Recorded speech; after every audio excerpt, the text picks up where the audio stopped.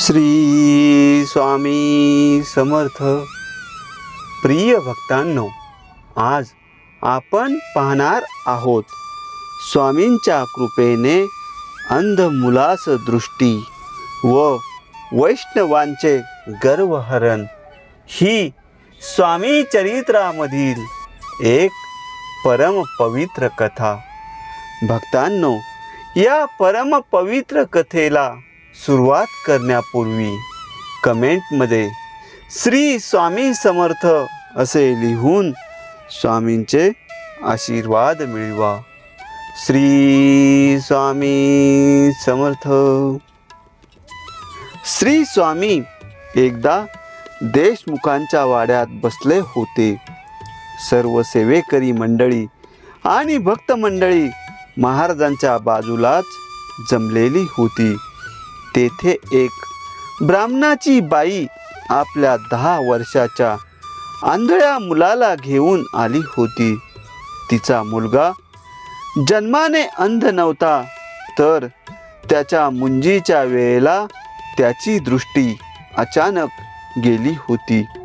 स्वामींची एक सेवेकरी शितूबाई महाराजांना म्हणाली, स्वामी, या मुलांना मुंजीपासून अगदी अचानकपणे दिसेनासे झाले आहे.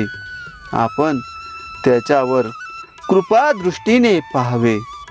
तेव्हा स्वामी म्हणाले, 5 अहंकारी दैत्य माझी परीक्षा पाहण्यास येत आहेत. त्या परीक्षेच्या वेळी हा मुलगा डोळे उघडेल. स्वामींचे हे बोल ऐकून सर्वजण एकमेकांकडे पाहू लागले.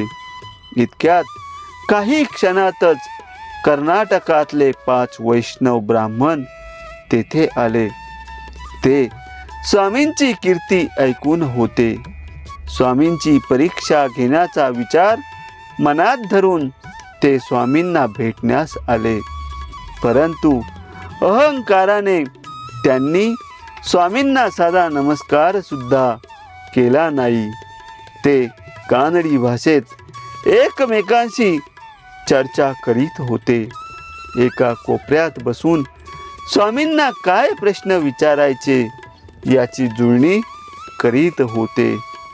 संस्कृत भाषेत स्वामींना प्रश्न विचारून त्यांना अडचणीत आणायचे असा त्यांचा मनसुबा होता. इतक्यात स्वामींनी तेथे बसलेल्या त्या अंध मुलाला हाक मारली. अरे गणेशा, तू इकडे ये, माझ्या जवळ बैस. हे जे 5 वैष्णव आले आहेत, त्यांच्या मनात मजविषयी काही शंका आहेत. ते संस्कृतमधून प्रश्नांची जुळणी करीत बसले आहेत.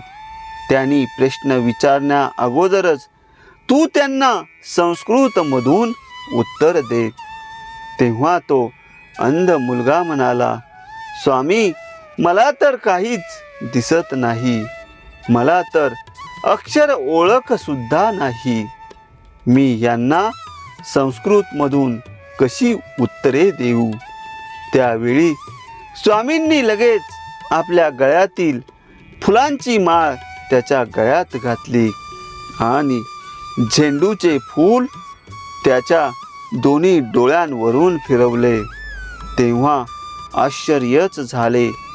त्याच क्षणी तो मुलगा उठून उभा राहिला. त्याने स्वामींच्या चरणावर डोके ठेवले, स्वामींचे आशीर्वाद घेतले आणि त्या 5 वैष्णवांसमोर जाऊन त्यांनी प्रश्न विचारण्यापूर्वीच संस्कृतमधून त्यांना उत्तरे दिली. त्याची उत्तरे ऐकून ते 5 वैष्णव एकदम लज्जित झाले. आपली चूक त्यांच्या लक्षात आली आणि त्यांनी पुढे येऊन स्वामींच्या चरणी लोळण घेऊन मनोभावे क्षमा मागितली. त्या 5 वैष्णवांचे गर्वहरण तर झालेच, शिवाय सर्वांसमोर फटफजिती झाली होती. त्या आंधळ्या मुलाला स्वामींनी केवळ दृष्टी दिली नाही, तर त्याला क्षणार्धात ज्ञानी पंडित केले. ही सर्व घटना तेथील सर्व मंडळी पाहत होतीच, परंतु ते वैष्णवही ही स्वामींची अद्भुत लीला पाहून गर्भगळीत झाले. ते स्वामींच्या जवळ क्षमा मागू लागले. तेव्हा त्या 5 वैष्णवांकडे स्वामी भेदक नजरेने पाहू लागले. त्यावेळी त्या 5पैकी एक लटलटा कापू लागला. तेव्हा स्वामी त्याच्याकडे पाहून गरजले, म्हणाले, आम्ही जातपात मानत नाही, कुणाच्याही घरचे अन्न खातो. तुझी आई इमाम बख्श नावाच्या मुसलमानाबरोबर संबंध ठेवून होती. तुझा जन्म त्या मुसलमानापासून झालेला आहे. तुला हे ठाऊक आहे का? स्वामींच्या तोंडचे हे सत्य कथन ऐकून तो शर्मिंदा झाला. हा वैष्णव ब्राह्मण नाही, तर ब्राह्मण आईच्या पोटी जन्मलेला मुसलमान आहे. हे कळल्यावर ते इतर 4 ब्राह्मण चकितच झाले. तो मुसलमान इब्रत गेली म्हणून लज्जित झाला व आत्ताच धरणी दुभंगून आपण धरणीत गडप व्हावे असे त्याला वाटू लागले. त्याने पुन्हा स्वामींच्या पायावर लोळण घेतली आणि म्हणाला, ह्या पतिताला क्षमा करा, मला प्रायचित्त द्या. तुम्ही सांगाल ते मी करायला तयार आहे. मला माझ्या कल्याणाचा मार्ग दाखवा. त्या वैष्णवाचे हे बोल ऐकून दयावंत स्वामी म्हणाले, गंगा स्नान करा, पापे धुवून टाका आणि भागवत धर्माचे मनपूर्वक आचरण करा. स्वामींचे दयेचे बोलणे ऐकून त्या 5ही जणांनी परत स्वामींच्या चरणावर पडून त्यांची क्षमा मागितली आणि ते परत गेले. स्वामींच्या या अद्भुत लीला पाहून कोणीही अहंकारी माणूस त्यांच्या पुढे नतमस्तक होत असे. त्यांच्या पुढे गेलेला भक्त त्यांच्यापासून काही लपू शकत नसे.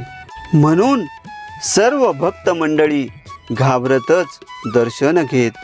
मात्र एकदा स्वामींची कृपा झाली की सर्व संकटे दुःखे नष्ट होतात याची सर्वांना खात्री होती. पापाचे क्षालन होताच संत कृपेचा वर्षाव करतात. अशा प्रकारे स्वामी चरित्रामधील ही परम पवित्र कथा संपन्न झालेली आहे. भक्तांनो, पुढील पवित्र कथा ऐकण्यासाठी चॅनलला सबस्क्राईब करा आणि स्वामींचे आशीर्वाद मिळविण्यासाठी कमेंटमध्ये श्री स्वामी समर्थ असे लिहा. श्री स्वामी समर्थ.